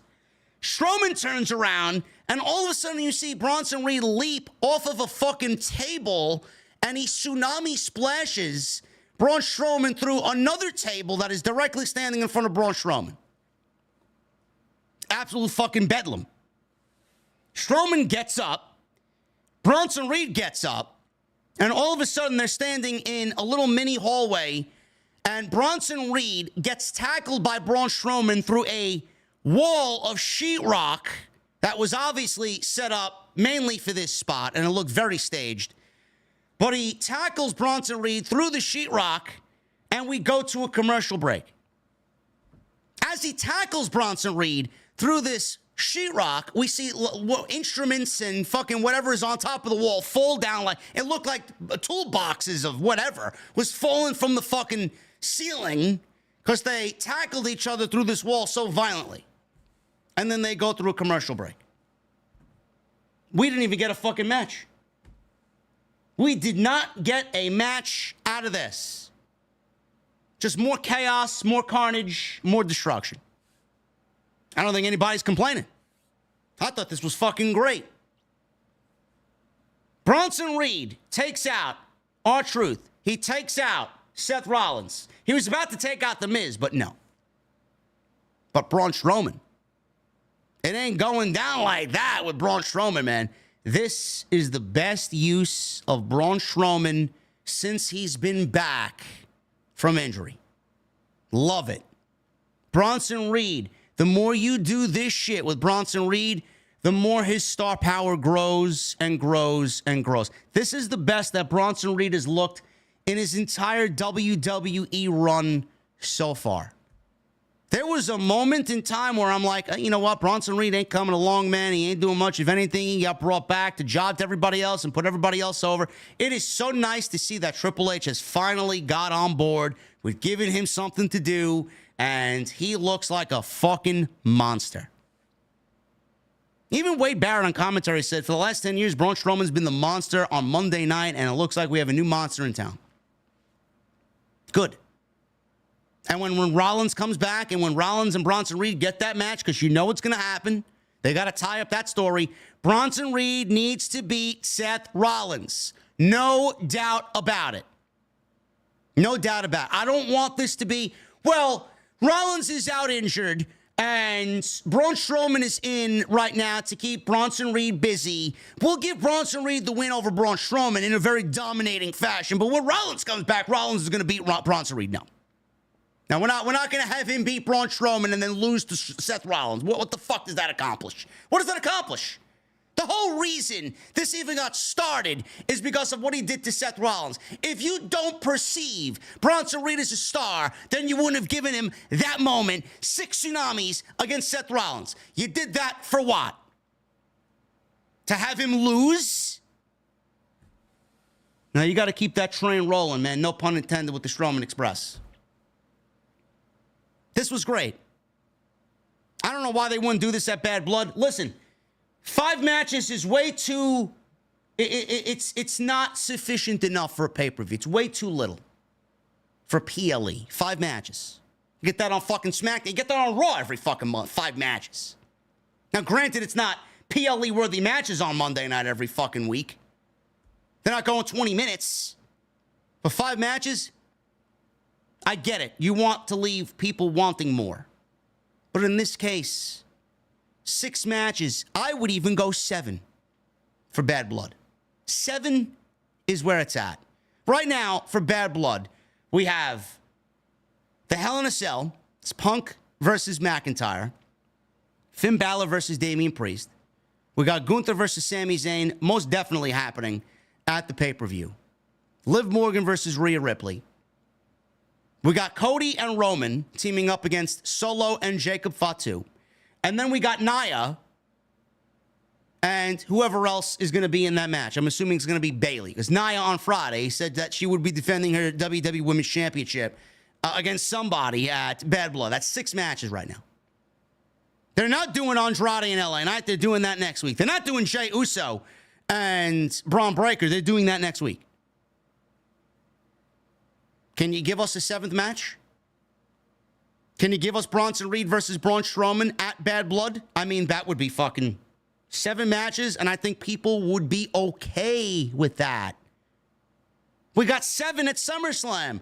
I don't know why this can't be the same way. Just saying. Just saying. I thought this was fantastic stuff. Ludwig Kaiser. He approached Adam Pearce backstage and asked if he was in a position where he's got an adequate opponent for Gunther for the World Heavyweight Championship. Pierce says, well, obviously, I'm dealing with a Bronson Reed catastrophe right now. He says he thinks Sami Zayn qualifies as a worthy challenger. Kaiser did not agree. So Sami Zayn's music starts playing in the arena, and Sami Zayn makes his way out to ringside. He saluted the crowd. And Sami talked about being inspired by Bret Hart, talking about what it meant for him to be a champion. So he's out there, he's wearing his best Mick Foley flannel out there in Portland. So he talked about being inspired by Bret and what it meant to be a champion. He said Gunther has been ducking him because he says he's not on his level. Sami says he doesn't believe it, and he doesn't think Gunther does either. He says he thinks he remembers what happened at WrestleMania early this year. He says he knows he has beaten him before and he can beat him again. He says he's scared, and all of a sudden, Ludwig Kaiser interrupts Sami Zayn. So he gets in the ring, and Kaiser said WrestleMania was the greatest night of Sami's career. He says it was the first time he saw him looking at his family as champion. He told Sami to take it and run with it and enjoy it because it will never, ever happen again. Sami, he started kind of chuckling at Ludwig Kaiser because he thought Kaiser was ridiculous for what he was saying here. Sami said Gunther doesn't need him to speak for him or for anyone else. I don't think you need Gunther either. He says he can see Kaiser as a desire to stand on his own 2 feet and show the world what he is truly capable of. He asked if he thinks he's going to win respect as Gunther's mouthpiece. So Gunther's music played and he walks on out. Gunther entered the ring and told Sami, I will address you and your challenge in a second. He turned to Kaiser and asked, Kaiser, do you have anything to tell me? Kaiser hung his head and he kind of got very angry here. He said, there is actually something I've been wanting to get off my chest for a very, very long time. He turned and punched Sami in the process. Gunther stood there laughing and pointing at Sami's demise here. He gave him a faceplant. Gunther then told Sami as Kaiser held him up, the answer is and will remain no. So the challenge goes unanswered. Again, for Sami Zayn. He threw down the mic and Kaiser discarded Sami. Kaiser and Gunther hugged and smiled. This was all a setup. This was all a ruse. Gunther left the ring. Sami grabbed Kaiser's leg. He came back to his feet. Kaiser took him lightly and smiled. Sami gave him a back suplex. He then landed a haluva kick. Sami's music played and he yelled at Gunther, who was observing all of this from the stage. He didn't even get back in there to go help his friend. He just let Kaiser get destroyed by Sami Zayn. I thought this was a good segment. Gunther refuses to give Sami another title shot, and it feels like they are setting up for it to be a really big moment.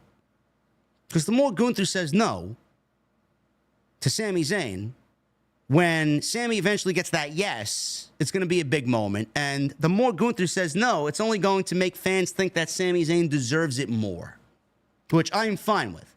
This may be a match that gets some fans on the other side of the fence. Well, what did Sami do for a championship match? What did Sami do to deserve a championship match, JD? I get it. I understand it. But when you got everybody else involved in other storylines and you got Gunther waiting for an opponent worthy of world championship, what are you going to do? You're going to bitch, moan, and complain that there's nobody? You could do that. It's all Triple H's fucking fault at the end of the day, right? That he's got no suitable opponents for Gunther. But he does. That's the problem. But they're all tied up in other feuds. Finn Balor's got Damian Priest. Jey Uso's got Bron Breakker. Drew McIntyre's got CM Punk. Like, I get it. You can complain about it, but look up and down the Raw card with what's going on here. Sami Zayn and Gunther, are you really complaining about Sami Zayn and Gunther getting another match? And they're telling a very babyface-like story with it here. And it's all going to come back around to Jey and Sami anyway. They obviously pivoted from the original plan where they wanted to have Sami go after the Intercontinental title. He would lose. And then they go after the tag team titles. They just pushed that back just a few weeks. I do believe that they're going in that direction. But what was a complaint 3 weeks ago, I don't think is a complaint anymore. I think whatever they did at WrestleMania, they will go out in Atlanta at Bad Blood and do even better. I'm excited to see where it goes. I'm excited to see this match. I'm excited to see what the outcome is. Sami's going to get his match. It's going to be a big moment when Gunther says yes. Fans are going to really pop for Sami getting his match. Kaiser, they planted seeds about him potentially splitting off from Gunther. I mean, they said that Triple H doesn't have these guys go out there and just say any random bullshit. If Sami Zayn is out there telling Kaiser that you don't need Gunther, and I know you want to break out on your own, and you should stand as your own man, that is basically management living vicariously through Sami Zayn, letting the fans know what management thinks of Kaiser and where management wants Kaiser to be. He's going to be a singles guy. And he's going to be a very good singles guy. This is like phase one of Kaiser. Imagine when he finally kind of fucking levels up and what Kaiser's going to look like when he's ready to be a champion. Great. Now, I wish we get Vinci in that same discussion. This guy lost in 3 seconds to Apollo Crews 2 weeks ago. Where was he on last week's show? Non-existent. Not even a fucking mention. Nothing. Not a vignette, not a promo, not a highlight, not a mention, nothing about Giovanni Vinci. Oh, but they used it to get people talking about it. Yeah, they forgot to talk about him last week, man. How fucking convenient, geek. Give me a break. Kathy Kelly interviewed Damian Priest about facing Dom later. Liv interrupted and told Kathy Kelly, get out of my face. Kathy Kelly left. Liv told Priest it wasn't hard for the Judgment Day to choose her and Dom over Rhea and Priest. She said they're now lonely, desperate losers. She says they should hear what Judgment Day says about them now that they are gone. Priest told her to go find Dom and give him a kiss goodbye because he's putting him down later. Bianca Belair, she went one-on-one with Io Sky. They are clearly setting up the team of Io and Kyrie, Damage Control, against Jade Cargill and Bianca Belair. When that happens, I don't know. I'm assuming they'll save that for a Raw episode, because they have to come over to Raw to have those titles defended against the Raw Superstars. It's not like the Raw Superstars could go over to SmackDown and compete. Champions have the right of way here. This was a great match. I would probably say that this was probably match of the night, to be honest with you. By far and away, the match of the night. They mirrored each other back and forth very early. They had a back and forth exchange. Io was in control after the commercial break. Belair powered out of a Io submission. Belair hit shoulder tackles, a drop kick, the corner shoulder tackle, the 10 punches in the corner like the babyfaces usually do. Sky fought back with uppercuts, a drop kick, Meteora in the corner. She goes up top, missile drop kick. Goes for cover, gets a 2 count. Belair came back with a spine buster and a moonsault for a 2. She tried for a press slam, but Sky slipped out. Hits a German suplex into a bridge for a 2. All of a sudden, we get Belair grabbing Sane in a vertical suplex position and carries her up the steps and throws her into the ring. Now, before this happened, Io hits an absolutely incredible suicide dive on Bianca Belair. I mean, this was like Samoa Joe-esque. This was like Darby Allin-esque from Io Sky. Crazy. She absolutely blasted Bianca Belair. So after that, Belair grabs Kairi Sane. She gets her up in a vertical suplex position. She's standing near the ring steps on the outside. She gets her up. Just imagine Bianca Belair getting Io Sky up in a vertical suplex position, and she's walking up the ringside steps with Io up in a vertical suplex position and gets to the apron and throws her over the top rope. Is that not impressive? Crowd pop for it. Belair goes up top. She went for a 450. It looked like Io was way too far away, but she did it anyway, and Io got the knees up. Sky went for a moonsault. Belair grabbed her off the top rope into a KOD. Sky countered the KOD into a small package, and she gets the upset victory, if you want to call it that. I don't think it's an upset. The flash victory over Bianca Belair, who is one half of the tag team champions. So that's Damage Control's way of getting a tag team title opportunity because Io pinned one half of the tag team champions. This match was great. Fantastic stuff by both ladies. Now, I wish I could create Ios and Biancas all over the women's division. We'd have a match like this every fucking week. Unfortunately, we got to deal with the Zelina Vegas and the Natalias and the Sonya Devilles and the Shayna Baszlers and the Zoe Starks on Monday night, and we don't get enough of this on a weekly basis. When WWE wants to put two women like this in the ring and let them go 12 to 15 minutes and let them wrestle, this is the type of match you're going to get. I don't know what needs to be done. I don't know where we got to go. I don't know how we fix this. But I'd like to see the women's division at least give me this once or twice a month. I'm not even asking for it every fucking week because it's not possible. But once or twice a month with this type of action. Is that too difficult to ask, Triple H? The talent in this division is there. The talent in the division clearly exists with Bianca and Io. I don't know what we're doing with the rest of the division, but 80% of this division on Monday night is unwatchable. If we have to go back and run Io and Bianca every fucking week, I'll take it. Because it's much better than watching anything else that you're doing with the women's division, which right now is fucking useless beyond recognition. This was great. And more of this, please. Seriously. I don't know what we do, how we get there, but more of this, please. There was a video package for American Made. It was a montage of them training while saying they were done with those Wyatt freaks.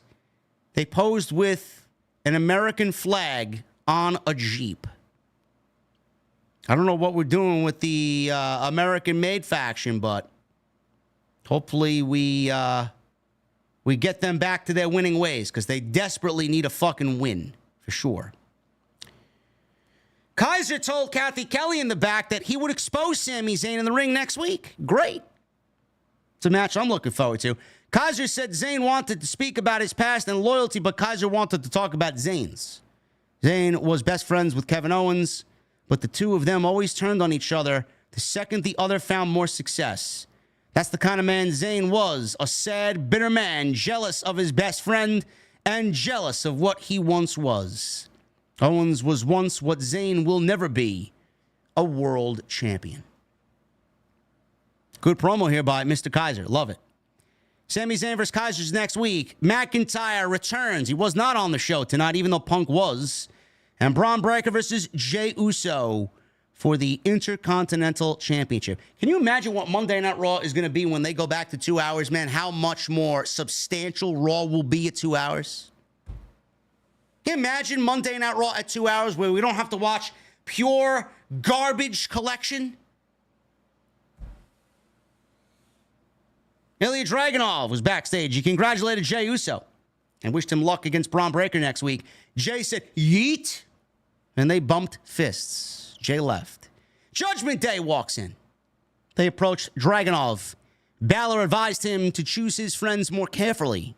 Dragunov says he respected Ripley, Priest, and Jey, and that was more he could say about them.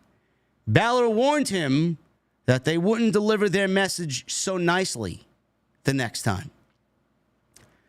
Are we looking at a potential War Games situation here? I don't know. I could definitely see Damian Priest, Jey Uso, Ilya Dragunov, and potentially Sami Zayn, maybe, against the Judgment Day. Finn Balor, J.D. McDonough, Carlito, and Dominik Mysterio. Maybe. I don't know. Actually, no, I'm sorry. Where did I get Sami Zayn from? Jey, Sami, Priest, and Dragunov. Yeah. 4 against 4. Maybe. I don't know. I don't know what we're doing with the War Games match. The War Games situation right now is so up in the air. Is it going to be Judgment Day versus LWO? Is it going to be Bloodline versus Bloodline? Is it going to be one men, one ladies? I don't know. I don't know. You would think we have an answer to that, but again, we got 2 months to go before Survivor Series, so I'm sure they'll flesh that out. Judgment Day was wearing Street Trash t-shirts. Uh-oh. Hopefully the name change doesn't happen like it was rumored weeks ago. Damian Priest and Dominik Mysterio was your main event of the night. This wasn't bad. It's set up for what Bad Blood is going to be, and that's exactly Bad Blood. Priest completely dominated early on and set up for a razor's edge. Balor was about to slip into the ring, so instead of just hitting the move, Priest let go of Dom and escaped the ring. Priest went after Dom and threw him back into the ring.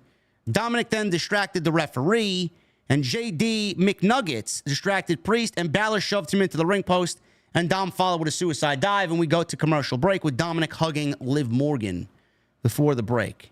Dominik hit a tornado DDT for 2 after the break. He then chopped Priest in the chest, but that only angered the big man.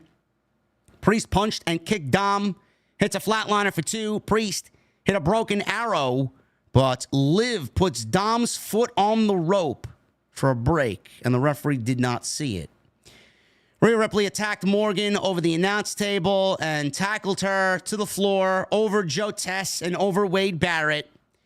Dominik tried a dive, but Priest caught him and shoved him into Balor before super kicking Carlito. Dominik drop kicked Priest into the rope, hit a 619, but he missed the frog splash. Priest dropped him with a clothesline, hits a beautiful South of Heaven. 1, 2, 3. And Damian Priest gets the victory over Dominik Mysterio, as he should.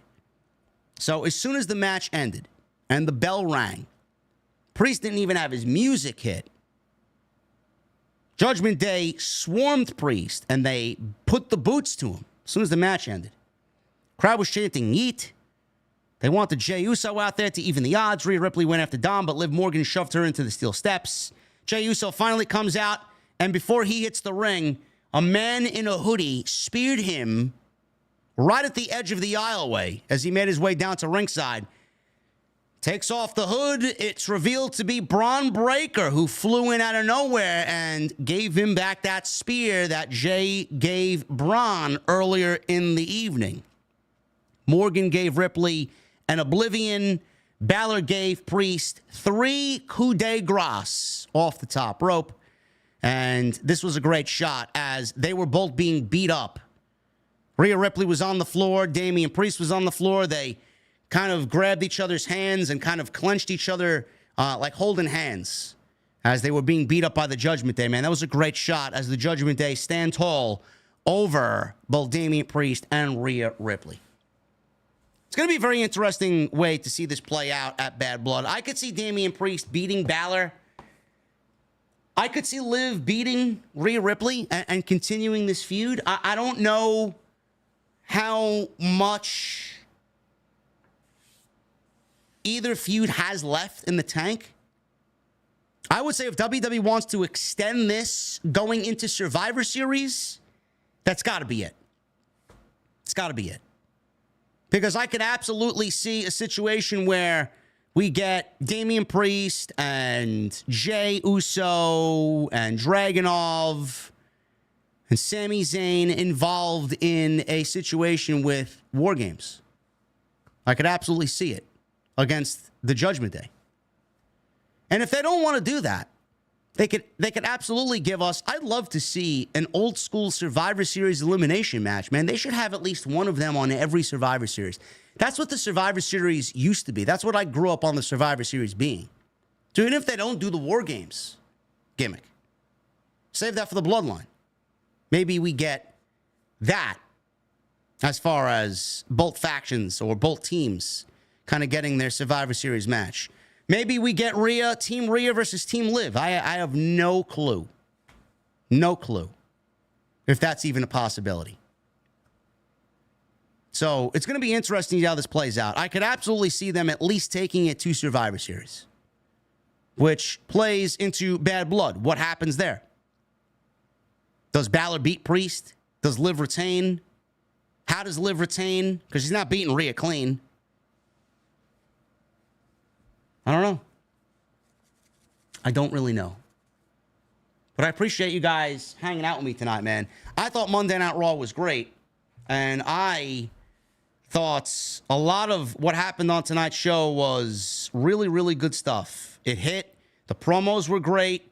And some of the in-ring action was really good. Sheamus and Pete Dunne was great. We had Bianca versus Io, which was great.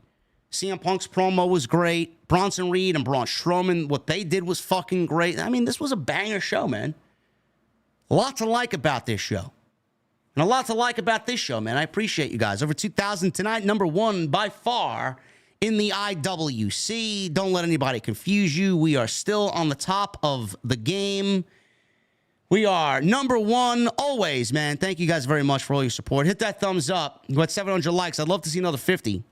I'd love to see 1,000, but I know we're not going to get there. But if you guys have not hit the thumbs up, I would really appreciate it if you do. Hit that thumbs up. Let me know what you think down below in the comment section or in the live stream chat. As soon as this posts and gets published to YouTube, I'd love to see what you guys have to say about Monday Night Raw. What was your favorite part of the show?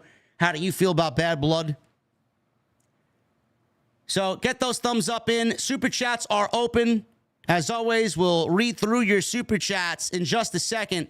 I want to shout out my friends over at DraftKings. Tonight we are sponsored once again by DraftKings Sportsbook. I pinned a comment atop the live stream chat. Click that link or download the DraftKings Sportsbook app and use that promo code JD from NY. You guys bet $5 on any wager and you will get $250 in bonus bets instantly. Thank you guys for supporting the show, and thank you guys for supporting DraftKings. Tonight's show is sponsored by DraftKings Sportsbook. UFC is going down this weekend in Las Vegas, and I'm pumped to see who comes out on top. That's right, guys. Tonight's podcast is brought to you by DraftKings Sportsbook.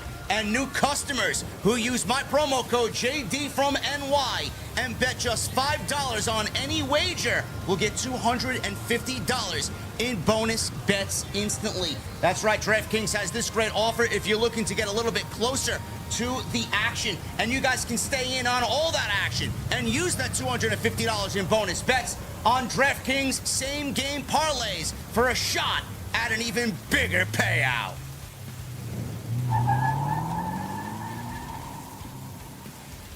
That's right, guys. New customers who use my promo code JD from NY and bet just $5 on any wager will get $250 in bonus bets instantly. And if sports betting is not yet available in your state, don't worry. DraftKings is the one-stop shop for all things daily fantasy, where you can join in on all the fun and have a shot to win cash prizes. So download the DraftKings Sportsbook app right now. All new customers who use my promo code JD from NY bet just $5 and get $250 in bonus bets instantly. Once again, guys, that's code JD from NY. Bet $5 on any wager and get $250 in bonus bets instantly. Only at DraftKings Sportsbook.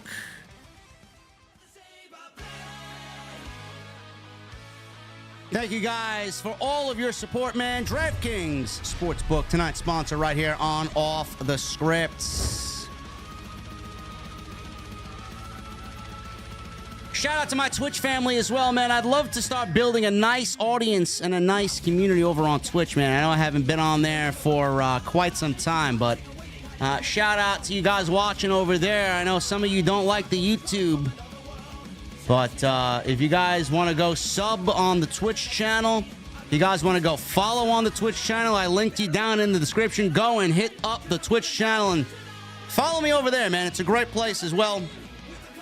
And we'll be doing more dual streams for sure over there on Twitch.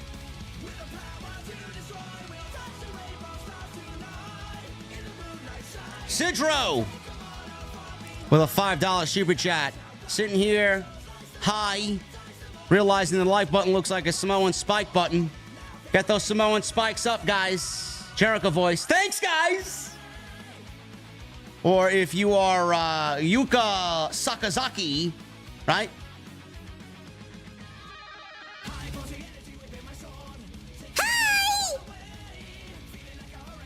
I want title match!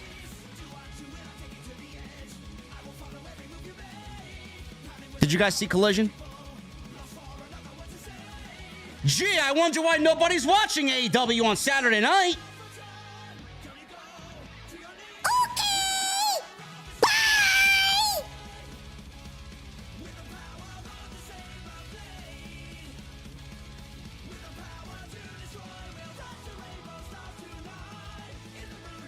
Sidro with a $5 super chat. There was once a woman who got breast implants made of wood. It would be great if this joke had a punchline. Wouldn't it?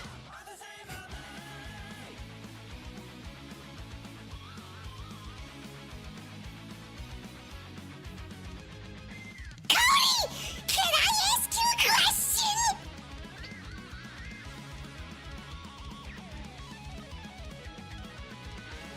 God, just awful, awful content, man. Oh my God. I don't get it. I really don't understand it. There are things in this world, man, unsolved mysteries. I'll never understand it.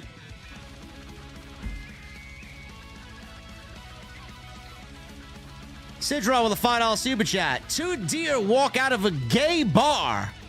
One turns and says to the other, I can't believe I just blew $30 in here. Hashtag oh dear. Oh my goodness, man.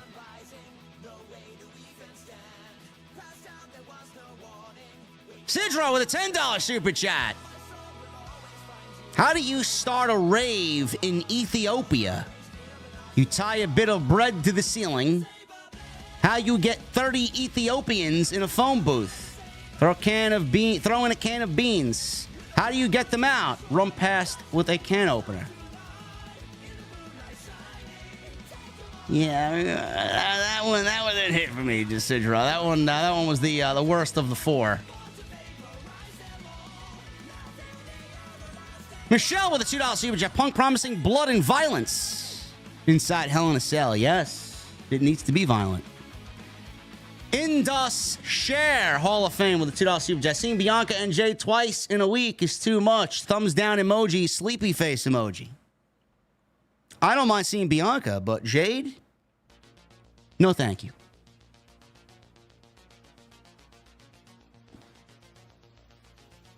Following exposure with a $5 super chat. Yo, JD watching Dirty Dom vs. Priest. What's with Judgment Day wearing ugly shirts that say street trash? Did I miss something in the story?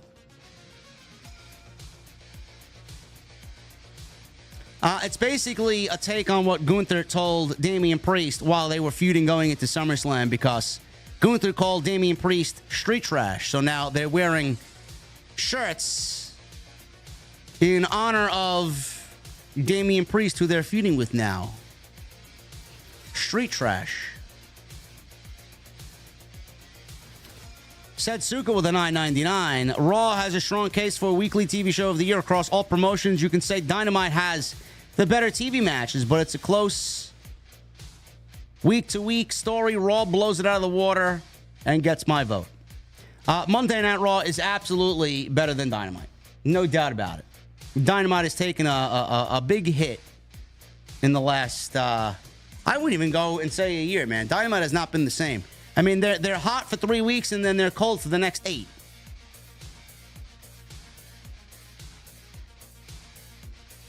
Israel Garcia with a $9.99. Hey, JD, Bron Breakker embarrassingly destroyed Jey Uso. For your information, I pay $1,000 for that Rhea Ripley towel. Yes. I'm sure a lot of people would like to be where that towel was tonight, Israel. I'm sure. MGM Ballin with a re-up membership and a $4.99. Not sure why it didn't auto-renew, but I ain't going anywhere. OTS forever, dog. Thank you, MGM Ballin. I appreciate that, brother. You still got a golden microphone next to your name, though. I don't know why. Best in the world, Matt, becomes a new member. Thank you, brother, for your $100 super chat and your new membership, bro. Appreciate you being here. OTS Tribal Queen with 33 months. Well, they caught up with P. Diddy. Now they got to catch up with Pooh Daddy Vince. OTS for life. Yeah, Diddy got arrested, huh? Good for him. Fuck him. Could not give a single shit about these celebrities, man. If you are obsessed with celebrities, you got a mental problem, bro. None of them care about you. None of them know you. They're all fucking bullshit artists, man. They all work for the elite. None of them have any fucking human value whatsoever.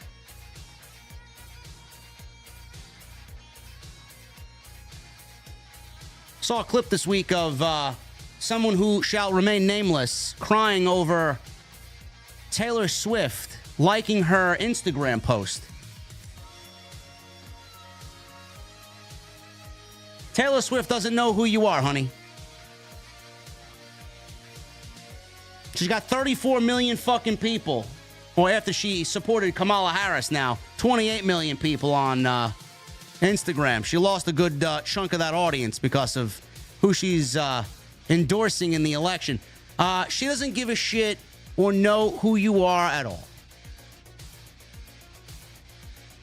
I think if you are obsessed with celebrity to a point where it brings you to tears, man, you got, especially if you're an adult, you got a human problem. Just throwing it out there. You got a problem.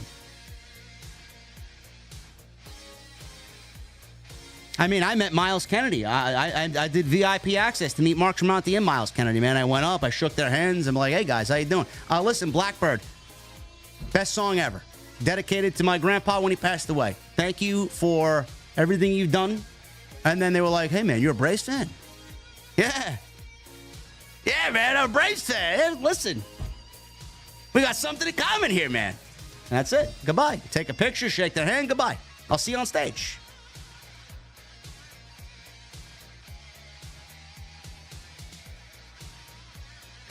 Rockhawk with a $5 super chat. Hey, JD, celebrating my 40th birthday today. Did you see the Street Trash shirts the Judgment Day were wearing? Yes. There's no name change.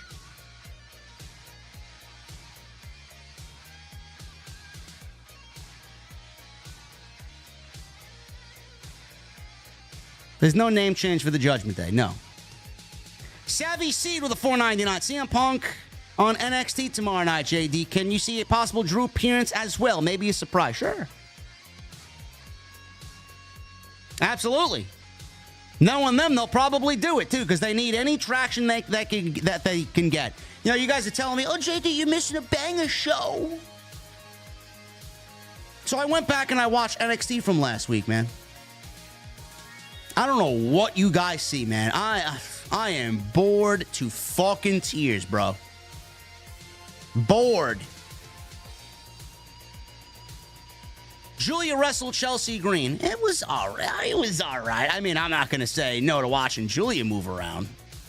It was all right. It's better than what Chelsea gives us on a week-to-week basis when she's on Friday night, I'll tell you that. Obafemi versus Hammerstone was fucking terrible.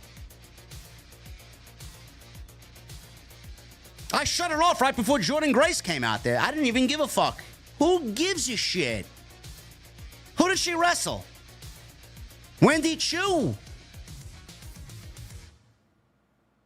This fucking Charlie Dempsey Heritage Crown Guard. I mean, holy shit, man. You guys watch this shit on a Tuesday night?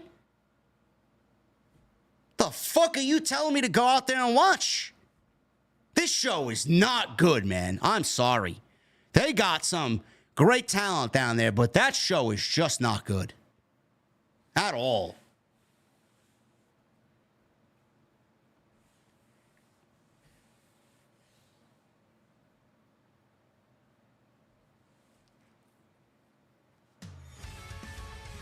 I'm just Kyle, 24 months, 2 years, best years in any community in the creation space. Never was for a New Day split, but using Big E's absence, I think makes a lot of sense. Yeah, I think Big E maybe comes back as a television character, man, with the New Day. Not wrestling, but at least with them. Getting them back together. I think that'll be a great moment. Oh, with Sol Ruka? Yeah, I like Sol Ruka. I love Sol Ruka, man. Thank you, Kyle. Appreciate you being here, brother. Terry Stockton with $10. Thank you, Terry. I've been watching since Subscriber Stories days, bro. You read my story. I haven't seen Braden, if you remember. I just want to show my happiness for your success. Sincerely, an old school JD goon. Terry, after all these years, brother, thank you for still being here, man. It means a lot to me.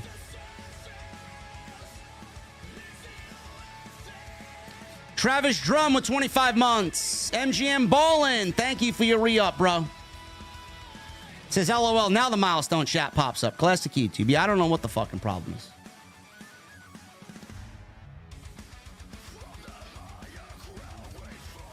Well, my point is, guys, it doesn't matter who Jordan Grace wrestles. She's not losing. But unfortunately, I'm going to have to cover that first NXT show on the CW. I have to. Everybody's going to be doing it. I don't know. I think that week, Jason and I are going to move TNT to Thursday. We'll keep you posted. Keith Hobson with 5 months. Thank you, brother. I can't wait till tomorrow when you and Solomon should talk about AEW OTS for life. Thank you, Keith. Lisa with a $5 super chat. Wonder if Seth was Gunther's next opponent before he got injured. That's why they pivoted to Sami. Either way, I'm excited for Gunther. Sami, round 2, banger. Yes. Is AEW going to be on that same Tuesday? I don't know. Is it that week? I thought it was the following week.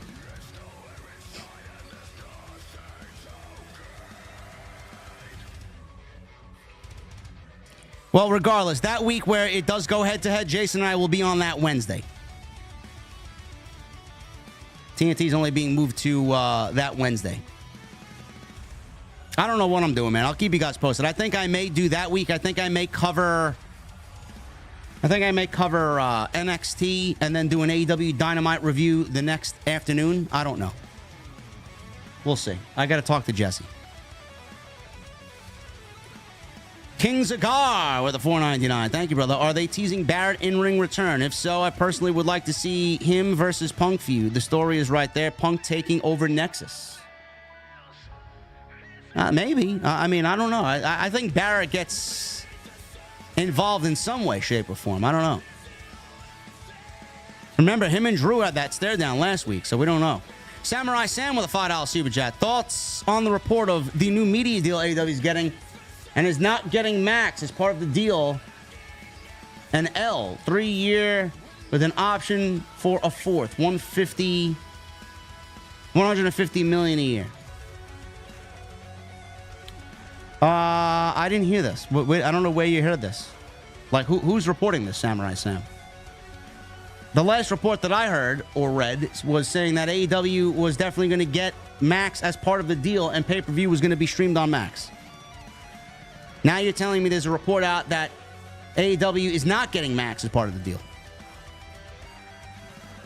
Well, then I don't know how they expect people to pay $50 a pop for 9 to 12 pay-per-views a year. I don't get it.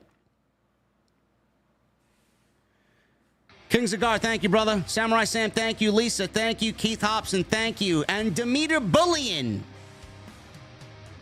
We got a 99-cent from Demeter Bullion and a 99-cent from Demeter Bullion II. I guess there's two of him. He duplicated right before my very eyes. Thank you, guys. That's it. That's all the Super Chats. Thank you for 750 likes. You guys hit the goal. Appreciate you. Tomorrow, we'll be live with TNT. You guys know what we do on Tuesday night, man. Episode 66 of Tuesday Night Titans. The Salamonster and myself will be live tomorrow night. Go check out DraftKings Sportsbook. Download the app. Use that promo code JD from NY. NFL season is underway, man. $5 on any wager, and you guys get $250 in bonus bets instantly. Love it. Follow me on social media at JD from NY206. Twitter, Instagram, TikTok, and Cameo. Hit that subscribe button down below. Turn on the bell for notifications. Go follow me on Twitch if you guys are over there. Thank you so much for watching me over there. Follow me if you want to subscribe to the Twitch family over there. It's a great way to support the channel as well.